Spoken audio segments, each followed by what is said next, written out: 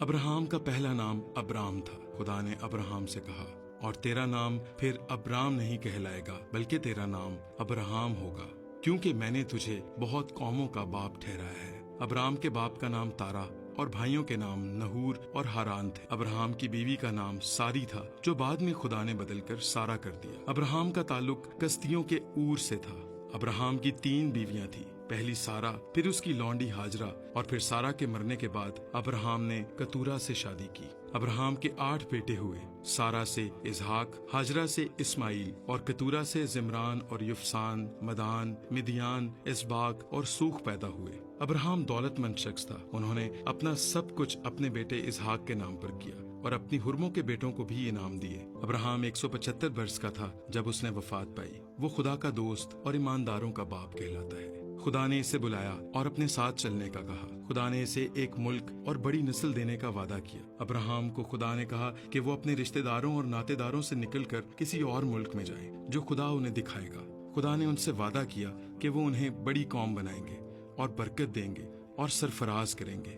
Abraham خدا کے کہنے کے مطابق چلے، اور ان کی بیوی سارا، ان کا بھتیجا لوط اور ہاران کے کچھ اور لوگ ان کے ساتھ ساتھ چلے۔ وہ ملک کنعان آئے، اور جب مورا کے بلوت تک پہنچے تو خدا نے کہا، یہی ملک میں تیری نسل کو دوں گا۔ پھر مقدس ابراہم سفر کرتے رہے، اور جس ملک میں وہ تھے وہاں سے کال پڑنے کی وجہ سے انہیں مصر کو جانا پڑا، اور پھر مصر سے ملک کنعان کے جنوب میں آئے۔ وہاں لوط اور ابراہم کے چرواہوں کے درمیان جھگڑا ہوا، کیونکہ لوط بھی مالدار آدمی تھا۔ تو مقدس ابراہم نے لوط سے کہا کہ ہم میں کیوں جھگڑا ہو، کیونکہ ہم بھائی ہیں، اس لیے ہمیں الگ ہو جانا چاہیے۔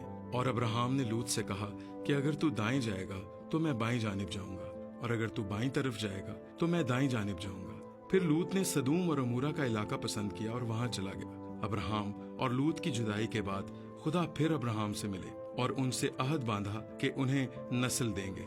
اس کے بعد کدر لامیر اور اس کے 7 بادشاہوں نے، جنہوں نے سدوم اور عمورہ سے لوط اور اس کے گھرانے کو اٹھا لیا تھا، ابراہم وہاں سے لوط اور اس کے گھرانے کو چھڑا کر لائے، اور واپسی پر ان کی ملاقات ملک صدق سے ہوئی۔ ابراہم کی اولاد نہیں تھی، اور انہوں نے خدا سے کہا کہ میرے گھر کا مختار الیعزر ہے، کیونکہ میری اولاد نہیں، اور وہی میرا وارث ہوگا۔ خدا نے ان سے کہا کہ میں تجھے اولاد دوں گا۔ مگر سارا نے ابراہم سے کہا کہ میری لونڈی ہاجرہ سے مجھے اولاد دے۔ اس وقت ابراہم کی عمر 86 برس تھی جب ان سے اسماعیل پیدا ہوا۔ 13 برس کے بعد خدا پھر ابراہم پر ظاہر ہوئے اور اس سے عہد باندھا، اور خدا نے اس کی نسل، گھرانے، قوم اور زمین کے متعلق کلام کیا۔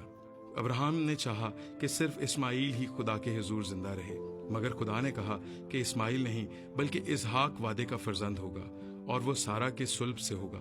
پھر خدا نے ابراہم کے گھر جا کر اس سے ملاقات کی، اور 2 فرشتے بھی ان کے ساتھ گئے۔ اس بار خدا نے بتا دیا کہ اس کے بیٹا ہوگا، اور اس پر سارا نے یقین نہ کیا۔